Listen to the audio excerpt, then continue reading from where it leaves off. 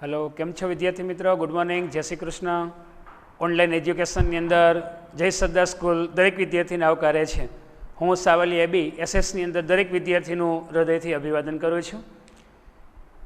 Hello આપણે લગભગ ધોરણ 10 अंदर पाठ 9 जियोग्राफी ભૂગોળની અંદર વન અને વન્યજીવ સંસાધન વિશે ચેપ્ટર 9 એની અંદર ભાગ 1 અને 2 જોઈ ગયા। આજે આપણે ત્રીજો ભાગ જોવાનો છે અને ત્રીજો ભાગ એટલે વન વિશેની આપણે વાત કરી ગયા કે વન કોને કહેવાય, જંગલ કોને કહેવાય, જંગલનું વહીવટીકરણ કઈ રીતે કરવામાં આવ્યું છે, 3 રીતે એનું વહીવટીકરણ કરવામાં આવ્યું છે, માલિકીની દ્રષ્ટિએ જંગલોના પ્રકારો શું છે, બરાબર। જંગલોનું જે વર્ગીકરણ તો વહીવટી દ્રષ્ટિએ અનામત જંગલ, સંરક્ષિત જંગલ અને અવર્ગીકૃત જંગલો। ત્યાર પછી આપણે રાજ્ય માલિકીનું જંગલ, સામુદાયિક જંગલ અને ખાનગી જંગલ, પછી નિર્વનીકરણ એટલે કે જંગલ વિનાશ અને ત્યાર પછી નિર્વનીકરણની અસરો અને વન સંરક્ષણ અંગેના ઉપાયોની ચર્ચા કરી ગયા। હવે આજે આપણે આ લેક્ચરની અંદર ત્રીજા લેક્ચરની અંદર 9મા પાઠના ત્રીજા લેક્ચરની અંદર વૈવિધ્યસભર વન્યજીવન વિશેની સંકલ્પના આપણે જોવાના છીએ। વૈવિધ્યસભર વન્યજીવન એટલે શું અને ત્યાર પછી લુપ્ત થતું વન્યજીવન અને વન્યજીવ વિનાશના કારણો, આ 2-3 મુદ્દાની ચર્ચા કરવા માટે આપણે એ પ્રયત્ન કરવાના છીએ। તો આ 30-35 મિનિટના લેક્ચરની અંદર આપણે આ 3 મુદ્દા શીખીએ। વિદ્યાર્થી મિત્ર, આપ જાણો છો કે ભારત ઘણી બધી બાબતોની અંદર અગ્રેસર છે। આપણું ભારતનું સ્થાન છે એ ઘણી બધી બાબતોની અંદર એ મહત્ત્વનું છે। કઈ કઈ બાબતોની અંદર મહત્ત્વનું છે તો કે વસ્તીમાં ચીન પછી બીજું, વિસ્તારમાં 7મું, ચોખાની બાબતની અંદર એ ચીન પછી બીજું, તમાકુની બાબતની અંદર કદાચ ભારત નંબર 1 વર્લ્ડની અંદર, ઘણી બધી બાબતોમાં। એમાં અહીંયા પક્ષીઓની બાબતમાં, માછલીઓની બાબતમાં, એમાં ખાસ કરીને આપણું ગુજરાતના 4 મ, મગફળી, મેર, મીઠું અને માછલી, ગુજરાતના 4 મ એ જાણીતા છે। એ બાબત પણ આપ જાણો છો। તો આપણો જે મુદ્દો છે વૈવિધ્યસભર વન્યજીવન, ભારતનું વન્યજીવન છે એ કેવું છે તો કે વૈવિધ્યસભર। એના માટે બીજો શબ્દ પણ વાપરી શકાય કે ભારતનું જે વન્યજીવન છે એ કેવું છે તો કે ભારતનું વન્યજીવન નિરાળું છે। ભારતનું વન્યજીવન નિરાળું છે। શા માટે ભારતનું વન્યજીવન નિરાળું છે તો કે વર્લ્ડની અંદર, વિશ્વની અંદર ઘણા બધા એવા જાતિ પ્રજાતિના પ્રાણીઓ ભારતમાં થાય છે। ઘણી બધી જાતિ પ્રજાતિ વર્લ્ડની અંદર, વિશ્વની બાબતમાં, પ્રાણીઓની બાબતની અંદર એમ કહી શકાય કે કુદરતી વનસ્પતિની બાબતમાં જેમ ભારતનું સ્થાન વર્લ્ડમાં, વિશ્વમાં ધોરણ 9ની અંદર તમે 17મો પાઠ ભણી ગયા કુદરતી વનસ્પતિ કે વનસ્પતિના વૈવિધ્યની બાબતની અંદર ભારતનું સ્થાન વિશ્વની અંદર એ 10મું છે અને એશિયા ખંડમાં 4થું છે। આપણે વાત કરવા જઈ રહ્યા છીએ વૈવિધ્યસભર વન્યજીવન। તો વૈવિધ્યસભર વન્યજીવનની બાબતમાં ભારતનું સ્થાન એ 12મું છે। આપણું સ્થાન કેટલામું છે વિદ્યાર્થી મિત્રો તો કે 12મા સ્થાને એ ભારત છે। તો આપણા ભારત દેશની અંદર વિશ્વમાં વૈવિધ્યસભર વન્યજીવનની બાબતમાં વિશ્વમાં ભારત કેટલામાં ક્રમે છે તો કે ભારત એ 12મા ક્રમે છે। વિશ્વમાં 12મા ક્રમે આપણો ભારત દેશ છે, એ બાબત આપ જાણો છો। આ ભારતની અંદર, વિશ્વની અંદર અલગ અલગ પ્રકારની 15 લાખ જાતિ અને પ્રજાતિ થાય છે। 15 લાખ જાતિ અને પ્રજાતિ, બરાબર। એમાં ભારતમાં કેટલી તો કે 81,251 આ ભારતની અંદર જાતિ પ્રજાતિ જોવા મળે છે। આ વાત આવી વિશ્વની। વિશ્વમાં કેટલી તો કે 15 લાખ, ભારતમાં કેટલી તો કે 81,251 જાતિ પ્રજાતિ। એમાં ઉલોક, ગિબન અને લંગૂર 3 પ્રકારના વાનર। વાનરની કેટલી જાતો વિદ્યાર્થી મિત્રો જુઓ, આજે ઉલોક, ગિબન, આજે ઉલોક છે, ગિબન છે અને લંગૂર છે, આ 3 એ વાનરની જાતો છે। કેની જાતો છે તો કે વાનર, બરાબર। આ ઉલોક, ગિબન અને લંગૂર એ વાનરની જાતો ભારતમાં જોવા મળે છે। પછી અલગ અલગ પ્રકારના મગર, એમાં ખાસ કરીને ઘડિયાળની કાંટા આકારના જે મગર છે એ ભારતમાં જોવા મળે છે। ઘડિયાળી મગર, ઘડિયાળના કાંટા જેવી જે ચાંચ છે ને ઘડિયાળી મગર કહેવાય। ખારા પાણીના માછલા અલગ હોય, મીઠા પાણીના માછલા અલગ હોય। આપણે માછલીની વાત કરીએ તો લગભગ એમ કહી શકાય કે 2500 પ્રકારની, બરાબર, માછલીની જાતો ભારતની અંદર। ભારતને લાંબો દરિયો મળ્યો છે, તમને ખ્યાલ છે કે ભારતને 7,517 કિલોમીટર, બરાબર, 3 બાજુ પાણી છે, એક બાજુ બંગાળાની ખાડી છે, એક બાજુ અરબ સાગર છે, નીચે હિન્દ મહાસાગર છે। તો ભારતની અંદર 2500 કરતાં વધુ એ માછલીની જાતો છે, બરાબર। માછલીઓ એમ કહી શકાય કે ભારતની અંદર અલગ અલગ પ્રકારની માછલીઓની જાતો, એની અંદર કાલુ ને, પલ્લફિશ ને, ઝીંગા ને, વેલ ને, બ્લુ વેલ ને, શાર્ક ને, ડોલ્ફિન ને, પ્રોમ્ફિટ ને, અલગ અલગ પ્રકારની 2500 જેટલી માછલીઓ ભારતના દરિયામાંથી પ્રાપ્ત થાય છે। એમાં ઝીંગા, અમુક જગ્યાએ ઝીંગા ઉછેર કેન્દ્ર હોય છે, કોડ નામની માછલી છીપલા અને મોતી આપે છે। કાલુ નામની માછલી, કોડ લીવર ઓઇલ, કોડ નામની માછલી એ જે એના હૃદયનું એ જે તેલ શક્તિવર્ધક દવા માટે વપરાય છે. કાલુ નામની માછલી છીપલાને મોતી આપે છે, પલ્લફિશ કિંમતી મોતી આપે છે. તો આ રીતે આપણા ભારત દેશની અંદર, વર્લ્ડની અંદર, વિશ્વમાં પશુ પંખીઓની લગભગ 15 લાખ જાતિઓ છે. એમાં ભારતમાં 81,251 જેટલી જાતિ પ્રજાતિઓ છે પશુ પંખીઓની. આ પક્ષીની વાત આપણે કરીએ તો લેટિન અમેરિકાને બાદ કરતા ભારત, બરાબર, પક્ષીઓ, ભારતની અંદર લગભગ પક્ષીઓની કેટલી જાતો છે તો કે 1200 કરતાં વધુ પક્ષીઓની જાતો છે. મોર ને, પોપટ ને, ઢેલ ને, કાબર ને, હોલો ને, ચકલી ને, દેવચકલી ને, બરાબર, અલગ અલગ પ્રકારનો સંભળી ને, સકરો અને કેટલી જાતિ પ્રજાતિઓ. વહેલી સવારે કદાચ જંગલોની અંદર તમે જાઓ તો અલગ અલગ પ્રકારના પક્ષી જોવા મળે, બરાબર. પોપટ આપણે ઘર આંગણે જોઈએ છે, ગ્રીન લીલો પોપટ, પોપટ છે, મેના છે, મોર છે, ઢેલ છે, કોયલ છે, કાગડો છે, કેટલા પ્રકારની જાતિ પ્રજાતિ. લેટિન અમેરિકાને બાદ કરતાં લગભગ પક્ષીઓની બાબતની અંદર ભારત આગળ છે. એટલે ભારતનું સ્થાન એમ કહી શકાય કે લેટિન અમેરિકાનું પહેલું તો ભારતનું બીજું. વિચારો, એમાં કાળી પણ કામણગારી, બરાબર, કાળી પણ કામણગારી, એનો જે અવાજ છે સુમધુર અવાજ, એવો કોયલ, કોયલનો અવાજ, કુહુ કુહુ, જે કોયલનો અવાજ છે એ આકર્ષક અવાજ છે. ખાસ કરીને એનો જે અલગ અલગ પ્રકારના પક્ષીઓના અવાજો, આપણે મોરનો અવાજ સાંભળીએ છીએ, ટબુક ઢહુક ટહુક, એ જે મોર છે એ વરસાદ આવવાની તૈયારી હોય, આકાશમાં કાળા ડિબાંગ વાદળ હોય અને મોરનો જે મેઘનો ગર્જના થતી હોય અને મોરનો જે ટહુકાર સંભળાતો હોય, એ બાબત આપણે જાણીએ છીએ, ગામડાના વિદ્યાર્થી છીએ, બરાબર. આપણે તો પટેલના દીકરા, સરદાર પટેલના વંશજો, આપણને ખબર છે કે મોરનો અવાજ શું છે, કોયલનો અવાજ શું છે, પોપટ છે તો પોપટનો અવાજ શું છે, કાબરનો કલરવ શું છે, ચકલીની એ ચિનિયારી અથવા એનો જે કલરવ શું છે. વહેલી સવારે આપણે ઘર હોય ને ઘર આંગણે કદાચ ઝાડવું હોય તો 5 વાગ્યામાં ચકલીનો કલબલાટ થતો હોય. આપણે ઘર આંગણે જે પક્ષીઓના એ માળા હોય છે એની અંદર ચપ્પલ કે બૂટ લીધા હોય તો એનું ખોખું બાંધીએ છીએ અને એમાં એ પક્ષીઓ માળા કરે છે. તો અલગ અલગ પ્રકારના જે પક્ષીઓ લેટિન અમેરિકાને બાદ કરતાં પક્ષીઓની બાબતોમાં, એટલે કે ભારત આગળ છે. એટલે જૈવ વિવિધતાની દ્રષ્ટિએ ભારત વિશ્વની અંદર એ 12મા ક્રમે છે. કેમાં? વિશ્વમાં ભારત 12મા ક્રમે કેમાં છે તો કે જૈવ વિવિધતાની દ્રષ્ટિએ, બરાબર. જૈવ વિવિધતા એટલે પક્ષીઓની વિવિધતાની બાબતની અંદર, જાતિ પ્રજાતિની બાબતની અંદર હવે લગભગ એમ કહી શકાય કે 3 ખંડ, એટલે યુરોપ ખંડ, આફ્રિકા ખંડ અને એશિયા, બરાબર. યુરોપ, આફ્રિકા અને એશિયા. દુનિયામાં ખંડ કેટલા તો કે 7 ખંડ છે, પણ 7 ખંડની અંદર આ 3 ખંડના એ પ્રાણીઓ ભારતમાં જોવા મળે છે. જે યુરોપની અંદર જોવા મળે છે એ ભારતમાં જોવા મળે છે, જે આફ્રિકાના જંગલોની અંદર જોવા મળે છે એ પણ ભારતમાં જોવા મળે છે, અને જે એશિયા ખંડ, એશિયા ખંડમાં તો 1, 2, 3, 4, 5, 54 દેશો છે. એશિયાની અંદર રશિયામાં હોય એ પ્રાણીઓ પણ ભારતમાં જોવા મળતા હોય, જેમ કે સુરખાબ, બરાબર. ગુજરાત છે તો ગુજરાત, ભારતનું રાષ્ટ્રીય પક્ષી મોર છે, ગુજરાતનું રાષ્ટ્રીય પક્ષી સુરખાબ છે. ભારતનું રાષ્ટ્રીય પ્રાણી વાઘ, બરાબર. ભારતનું રાષ્ટ્રીય પ્રાણી એના પટ્ટાના કારણે સરસ મજાનું સુંદર લાગે છે, લાયન, બરાબર. સિંહ જોવા મળે છે, એમ ટાઈગર, ટાઈગર તો ટાઈગર એ આપણું નેશનલ, પણ આપણે ગુજરાતની વાત કરીએ તો સિંહ, કારણ કે દેશ વિદેશના લોકોને સિંહ જોવા હોય તો ગુજરાતના ગીરના જંગલમાં આવવું પડે ભાઈ, અમારા ગીરના જંગલની અંદર આવવું પડે સિંહ જોવા માટે. અને વિશ્વના લોકોને ઘુડખર, જંગલી ગધેડા જોવા હોય તો એ ગુજરાતમાં આવવું પડે. કચ્છની અંદર સુરખાબનું અભયારણ્ય છે, નળ સરોવર છે. એમ કચ્છના નાના રણની અંદર ઘુડખર એટલે જંગલી ગધેડા. એમ ભાવનગર પાસે વેળાવદર, તો વેળાવદરની અંદર કાળિયારનું અભયારણ્ય છે. કોઈ જગ્યાએ અભયારણ્ય છે, કોઈ જગ્યાએ રાષ્ટ્રીય ઉદ્યાનો છે, કોઈ જગ્યાએ જીવ આરક્ષિત ક્ષેત્ર છે. ભારતમાં 531 કરતાં વધુ અભયારણ્ય છે, 103 કરતાં વધુ રાષ્ટ્રીય ઉદ્યાનો છે. વિદ્યાર્થી મિત્ર, આપ જાણો છો, સારી રીતે જાણો છો. 9મા ધોરણની અંદર 17મો પાઠ કુદરતી વનસ્પતિ અને 18મો પાઠ વન્ય જીવન વિશે એ 2 પાઠ ભણી ગયા. અહીંયા આપણે 2 લેક્ચર જોઈ ગયા, વન, જંગલના પ્રકારો. હવે આપણે જોવા જઈ રહ્યા છીએ વન્ય જીવન, અને વન્ય જીવનની અંદરનો આપણો મુદ્દો એટલે ભારતનું વન્ય જીવન નિરાળું છે. શા માટે નિરાળું છે? આફ્રિકાના પ્રાણીઓ ભારતમાં છે, એશિયા ખંડના પ્રાણીઓ ભારતમાં છે, યુરોપ ખંડના પ્રાણીઓ ભારતમાં જોવા મળે છે. તો અલગ અલગ પ્રકારના એ પક્ષીઓ, એટલે કે ભારતની અંદર એશિયા, યુરોપ અને આફ્રિકાના 3 પ્રકારના વન્યજીવો જોવા મળે છે. આફ્રિકાના જે ઝરખ, બરાબર, આફ્રિકાના જંગલમાં જોવા મળતા જે ઝરખ છે, ચિંકારા છે, બરાબર. ચિંકાર એટલે હરણની જાતિ છે. તો ઝરખ અને ચિંકારા ભારતમાં જોવા મળે છે. પછી યુરોપની અંદર જે વરુ છે, ઉલ્ફ, વરુ અને જંગલી બકરીઓ છે.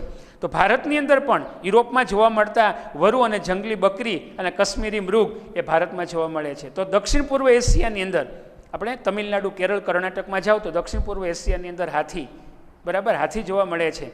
ગિબન, હુલોક અને લંગૂર, આ વાનરની 3 જાતો, હુલોક, ગિબન અને લંગૂર એ વાનરની પ્રજાતિઓ છે, વાનરની જાતો છે. કેની જાતો છે? તો કે વાનરની જાતિઓ છે. 2500 પ્રકારના માછલાઓ, 1200 પ્રકારના પક્ષીઓ આ ભારતના જંગલોમાં જોવા મળે છે. ભારત જૈવ વિવિધતાની દ્રષ્ટિએ એ આગળ સ્થાન ધરાવે છે. એટલે જૈવ વૈવિધ્યમાં કાળા રંગના રીંછ, બરાબર, ભાલુ આપણે કહીએ છીએ, રીંછ, તો કાળા રંગના રીંછ ભારતમાં જોવા મળે છે. પછી આ બાજુ તમે જાઓ અસમ, તો અસમની અંદર એકસિંગી ગેંડો જોવા મળે છે, એ ભારતીય એકસિંગી ગેંડો. પછી હરણ, વિવિધ પ્રકારના સાપ અને ખાસ કરીને મુખ્ય પક્ષીઓ, તો ભારતના મુખ્ય પક્ષીઓની અંદર મોર, ઘોરાડ, મોર જોવા મળે છે, ઘોરાડ જોવા મળે છે, બાજ, કલકલિયો, સુરખાબ અને સારસ પણ જોવા મળે છે.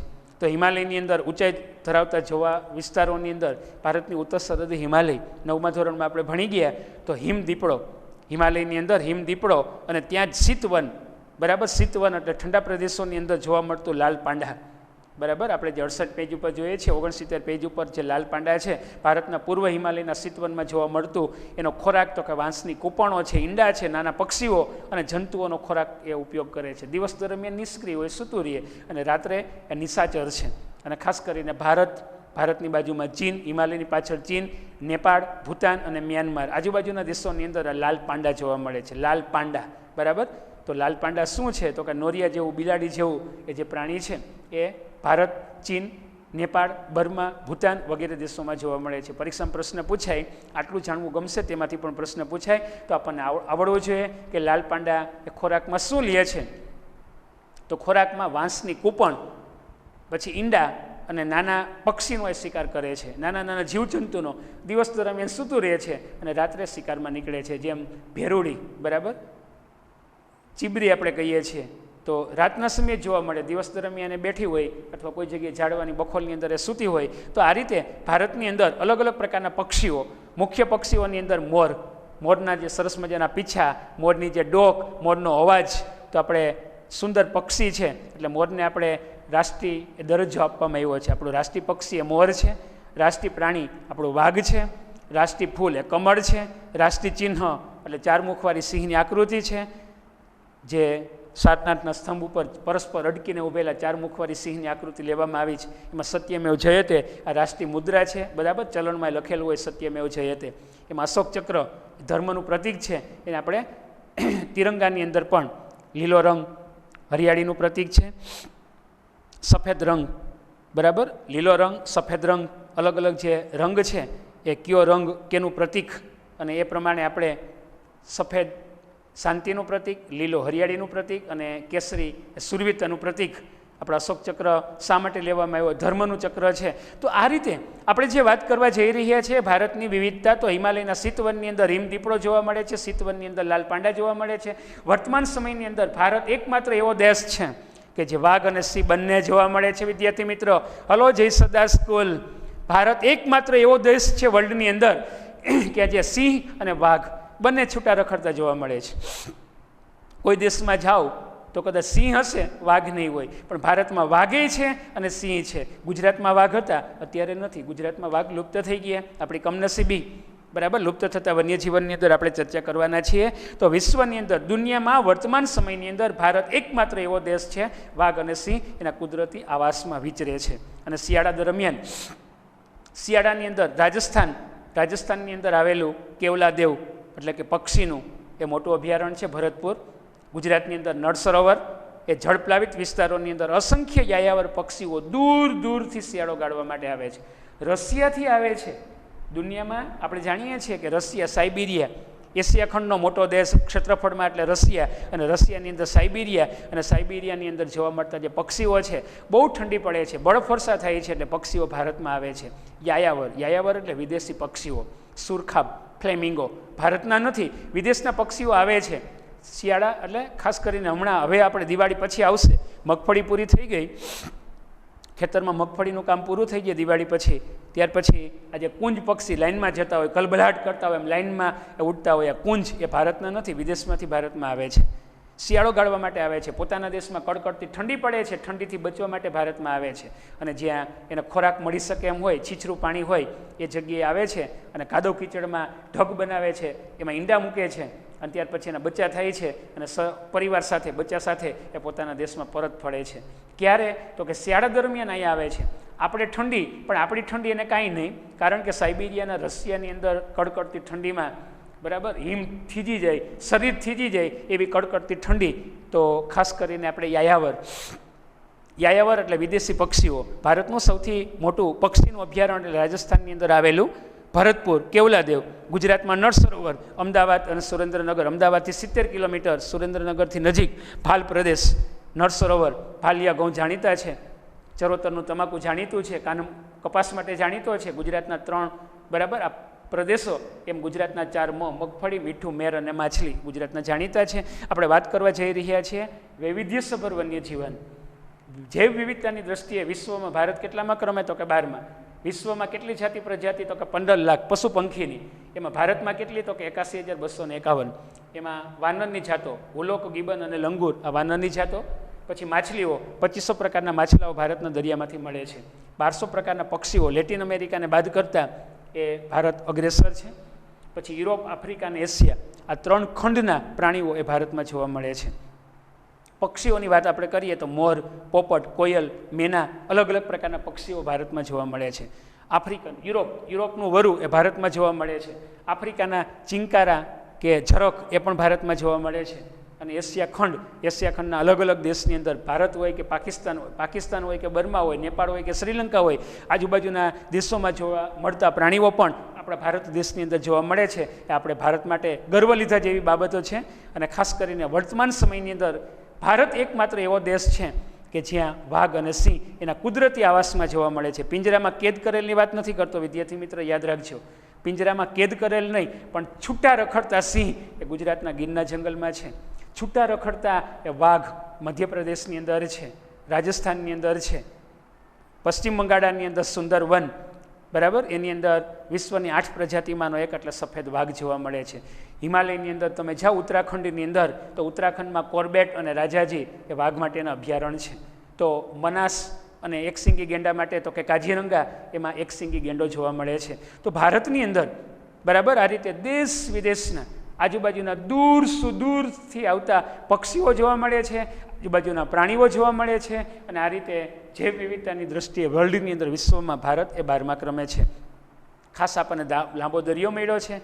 તો ઓરિસ્સાના સમુદ્ર કિનારે રેતીના તટે સમુદ્રી કાચબીઓ ઈંડા મૂકવા માટે આવે છે. સમુદ્રમાંથી ઘણા બધા મોટા કાચબાઓ એ ઓરિસ્સાની અંદર દરિયાકાંઠે, બરાબર, આપણે જે ભારતનો નકશો છે એમ એક બાજુ બંગાળાની ખાડી બાજુ એની નજીક એટલે ઓરિસ્સા, તો ઓરિસ્સાના દરિયાકાંઠે, અને ગુજરાતની અંદર આ બાજુ સૌરાષ્ટ્ર, તો સૌરાષ્ટ્રની અંદર અને ઓરિસ્સાની અંદર એ જે કાચબીઓ ખાડો કરી ઈંડા મૂકી અને દરિયામાં વહી જાય છે. અમુક સમય એમાંથી એ બચ્ચાઓ બહાર આવે છે અને સમુદ્રમાં જાય છે. તો આ રીતે ઓરિસ્સાનો એ દરિયાકાંઠો એવો અનુકૂળ હશે કે એ જે સમુદ્રની કાચબીઓ ઈંડા મૂકવા માટે એ કાંઠે આવે છે ને પાછી જતી રહે છે. તો આ રીતે સૌરાષ્ટ્રની અંદર આપણું ગુજરાતની અંદર આ જે ગુજરાતની અંદર ખાસ કરીને જેને આપણે એ વિભાગ કહીએ છીએ, ખાસ આ માંગરોળ, વેરાવળ, લીલી નાઘેર, અને લીલી નાઘેર નદી કાંઠે પણ લીલી નાઘેર એટલે કે દરિયાકાંઠે પણ સમુદ્રી કાચબીઓ ઈંડા મૂકવા માટે આવતી, પણ ધીરે ધીરે એની વસ્તી ઘટી રહી છે, કારણ કે માણસ એનો શિકાર કરવા લાગ્યો. આના પછીના મુદ્દામાં આપણે જોવાના છીએ લુપ્ત થતું વન્યજીવન. તો માણસ કાચબાનો, પક્ષીઓનો, પ્રાણીઓનો શિકાર કરે છે, હત્યા કરે છે, અને એના કારણે પણ એની વસ્તી એ ઘટી રહી છે. એટલે ઓરિસ્સાના સમુદ્ર કિનારે રેતીના તટે સમુદ્ર કાંઠે સમુદ્રી કાચબીઓ ઈંડા મૂકવા માટે આવે છે. પછી ભારતમાં અજગર અને વિવિધ પ્રકારના સાપ, અને દક્ષિણ ભારતની અંદર ગીચ વનમાં રાજનાગ પણ જોવા મળે છે. અજગર, રાજનાગ અલગ અલગ પ્રકાર છે. 300થી વધુ સાપની જાતો છે. એમાં 4 જ પ્રકાર ઝેરી છે, બાકી બિનઝેરી છે.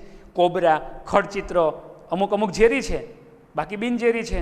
પણ માણસને કદાચ સાપ કરડે કે સાપ કરડ્યો અને કદાચ એ ઝેરી ન હોય અને એમ છતાં માનસિકતા છે અને એના કારણે કદાચ એ માણસ મૃત્યુ પામે છે. પણ ઝેરી કોબરા કર્યો હોય કે ખડચિત્રો કર્યો હોય કે કાળોતરો કર્યો હોય, આ 3-4 જ ઝેરી છે, બાકી બિનઝેરી છે. ઓકે, તો અત્યારે કદાચ આપણે એવી સુવિધા છે કે કોઈ પણ ઝેરી જીવજંતુ કરડે ને એને મારીને ભેગું લઈ જવામાં આવે તો ખબર પડે, લેબોરેટરી કરે કે આમાં કયું ઝેર છે, ઝેરનું મારણ ઝેર, અને ડૉક્ટર સુખવાલામાં એડમિટ કરવામાં આવે અને ઝેર કર્યું છે ને ઝેર ચડાવવામાં આવે અને એના કારણે એ માણસ જીવી જાય છે. પણ વર્ષો પહેલાં આપણી પાસે સિસ્ટમ નહોતી, કોમ્પ્યુટરાઇઝ નહોતું, ઝેરની ખબર નહોતી, ઝેરના ઇન્જેક્શન નહોતા, ત્યારે કદાચ માણસ મૃત્યુ પામતા હતા. આપણે વાત કરવા જઈ રહ્યા છીએ અલગ અલગ પ્રકારના નાગ, બરાબર. કોઈ પણ પ્રકારની અંદર પૈડકું ને નાગ ને ચિત્તર ને ધામણ ને કેટલાય પ્રકારો છે, બરાબર. રાજનાગ, નાગ ને અજગર ને પૈડકા ને અલગ અલગ પ્રકારની જાતિ પ્રજાતિઓ છે.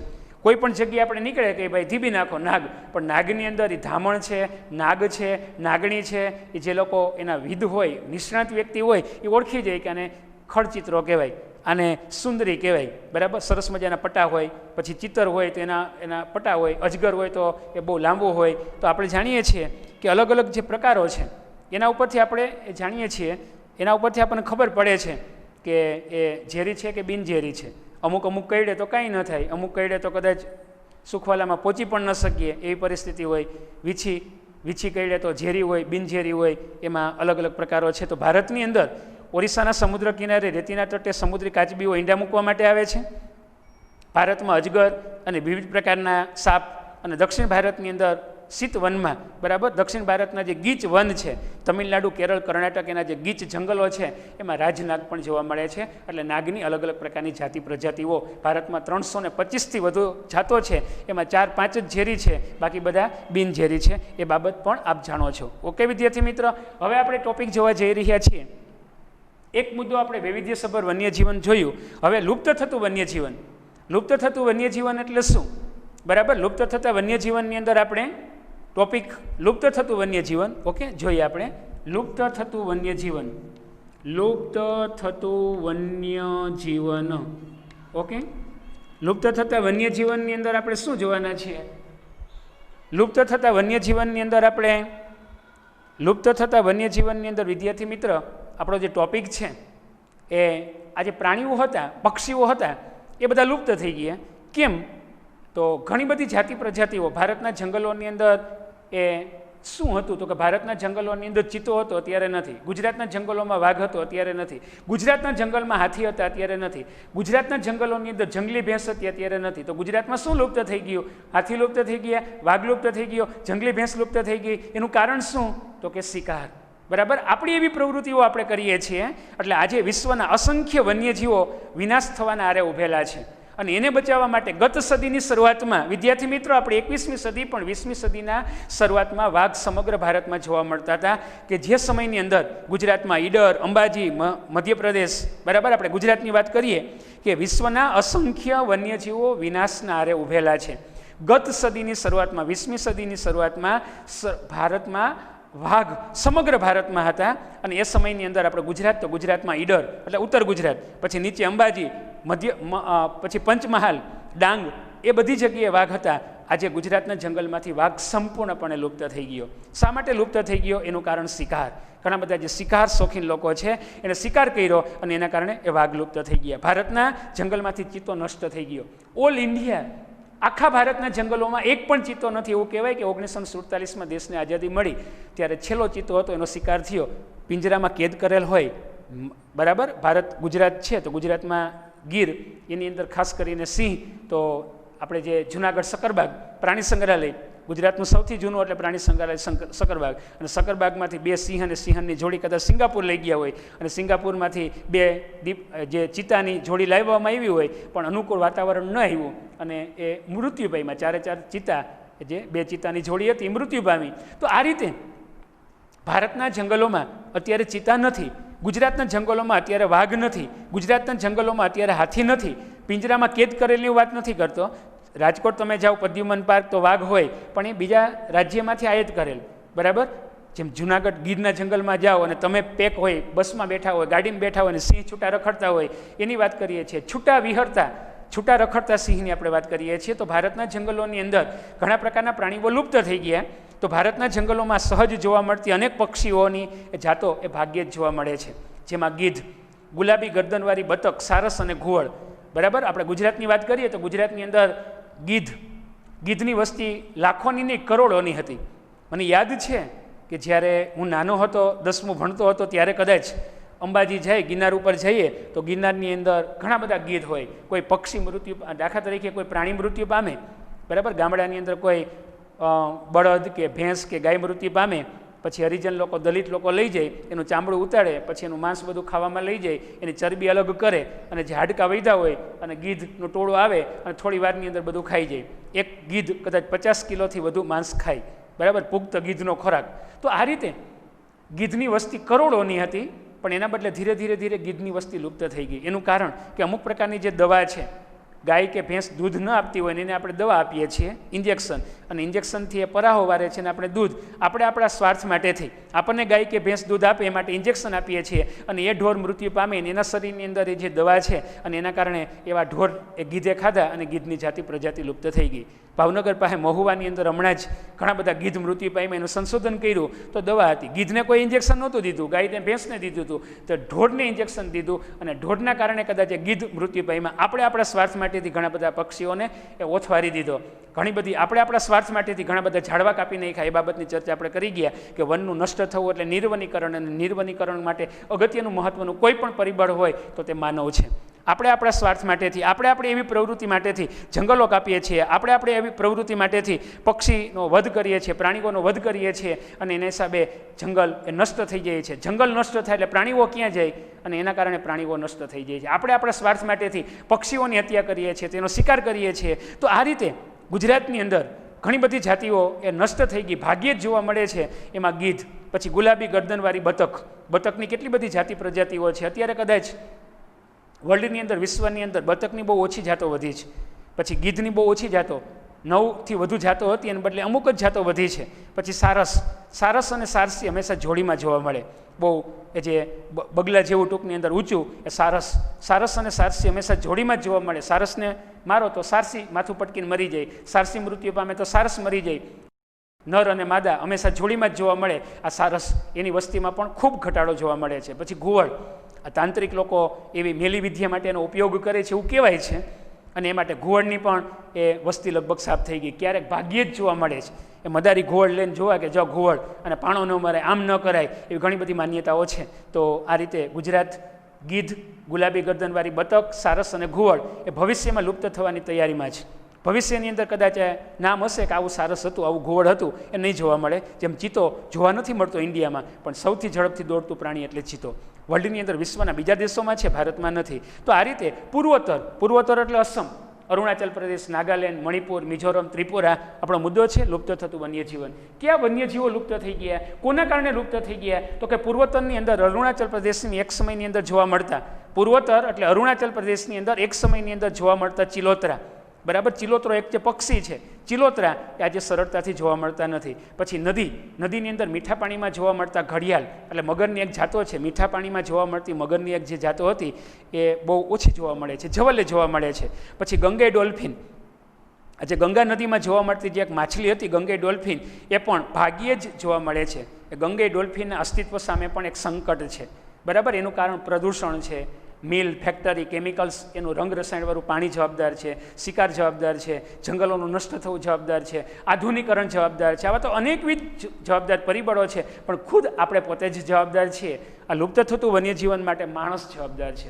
માણસના કારણે, આપણા કારણે આ પ્રાણીઓ લુપ્ત થયા, આપણા કારણે જંગલો કપાણા એટલે પશુ પંખી આશરા વગરના થયા, અને કેમિકલ્સના કારણે ઘણા પ્રકારની જાતિ પ્રજાતિઓ, માછલીઓ, પ્રાણીઓ એ લુપ્ત થયા. એનું પરિબળ આપણે જવાબદાર છીએ. એટલે મીઠા પાણીમાં ભાગ્યે જોવા મળતી ઘડિયાળ મગરની જાતિ, પછી ગંગે ડોલ્ફિન, એના અસ્તિત્વ સામે પણ સંકટ છે. ઓરિસ્સા અને ગુજરાતના ઓરિસ્સા અને ગુજરાત, એમાં જે સમુદ્ર કાંઠે કાચબીઓ ઈંડા મૂકવા માટે આવતી હતી, એની સંખ્યામાં પણ દિન પ્રતિદિન દર વર્ષે ઘટાડો થાય છે, બરાબર. એની જે સિઝન હોય એના જે પ્રજનન કાળની અંદર એ કાચબીઓ ઈંડા મૂકવા માટે આવતી હતી, પણ એની સંખ્યા પણ દિન પ્રતિદિન ઘટતી જાય છે. તો આ રીતે એક સમયે ગુજરાતની લાંબી એટલે નર્મદા, 1300 કિલોમીટર, 1325 કિલોમીટર લાંબી નર્મદા નદીની અંદર નર્મદા, તાપી અને મહી, એ ઉપરાંત સાબરમતી, બરાબર. વિદ્યાર્થી મિત્ર યાદ રાખજો ગુજરાતની નદીઓના નામ. ગુજરાતની લાંબી એટલે નર્મદા, તાપી, મહી અને સાબરમતી નદીની અંદર જોવા મળતી જળ બિલાડી, બરાબર. આ જળ બિલાડી એક ક્ષેત્રમાં એ લુપ્ત થવાના આરે છે. નર્મદા, મહી, સાબરમતી, આ નદીમાં જે જળ બિલાડી જોવા મળતી હતી, એક પ્રકારની એ જે જળ ઘોડો, એવી પોચી માછલી, અત્યારે કદાચ એ બહુ વિનાશના આરે છે. તો આ રીતે આ સ્થિતિ છે. તો વિદ્યાર્થી મિત્ર, ગંભીરતાથી વિચારવાનો સમય પાકી ગયો છે. આપણે થોડું ગંભીર બનવું પડશે. જેમ પરીક્ષા નજીક આવતી હોય કે હવે ન રખડાયો, પરીક્ષા આવી ગઈ, ટાઈમ ટેબલ આવી ગયો, કોર્સ 30% ડિસ્કાઉન્ટ થઈ ગયું, આટલું વાંચવું પડશે, પરીક્ષા નજીક આવી ગઈ, નવેમ્બર મહિનો આવી ગયો, બરાબર, ઓક્ટોબર, પછી નવેમ્બર, ડિસેમ્બર, જાન્યુઆરી, ફેબ્રુઆરી, પરીક્ષા નજીક છે, તૈયારી કરવી પડશે કોઈ પણ બાબતમાં. તો આ રીતે ઘણા પ્રકારના ગુજરાતમાંથી કયા પ્રાણીઓ લુપ્ત થઈ ગયા? તો કે હાથી, બરાબર, જંગલી ભેંસ અને વાઘ. ભારતમાંથી કયું પ્રાણી લુપ્ત થઈ ગયું? તો કે ચિત્તો. તો આ રીતે લુપ્ત થતા વન્યજીવન માટે આપણે જવાબદાર છીએ. આપણે પ્રયત્ન કરીએ. સમય પાકી ગયો છે, એટલે સમય થઈ ગયો છે આપણે જાગૃત બનવાનો. જો આપણે આ સ્થિતિ અંગે વિચારશું નહીં તો જેમ ચિત્તો લુપ્ત થઈ ગયો, ગુજરાતમાંથી વાઘ લુપ્ત થઈ ગયો, એમ ભારતમાંથી પણ વાઘ લુપ્ત થઈ જાય. ગુજરાતના ગીરના જંગલમાં સિંહ છે, ગુજરાતનું ગૌરવ છે. કુછ દિન ગુજારો યારો ગુજરાત મેં, કચ્છ નહીં દેખા તો કુછ નહીં દેખા, ખુશ્બુ ગુજરાત કી. અને અમિતાભ બચ્ચનની જે જાહેરાત આવી, દેશ વિદેશના લોકો ગુજરાતના જંગલોની અંદર એ સિંહ જોવા માટે આવવા લઈ ગયા અને એના હિસાબે તેનું મહત્ત્વ વધ્યું. એ બાબત પણ આપણે જાણીએ છીએ. ઓકે વિદ્યાર્થી મિત્ર, હવે સમય પૂરો થવા આવ્યો. હવે નેક્સ્ટ પછી મળશું ત્યારે વન્યજીવ વિનાશના કારણો. આ વન્યજીવો કેમ વિનાશ પામ્યા, વન્યજીવો વિનાશના કારણોની આપણે ચર્ચા કરશું. ઓકે, ધન્યવાદ. ફરી મળશું. વંદે માતરમ. ભારત માતા કી જય. ચાલો આવજો.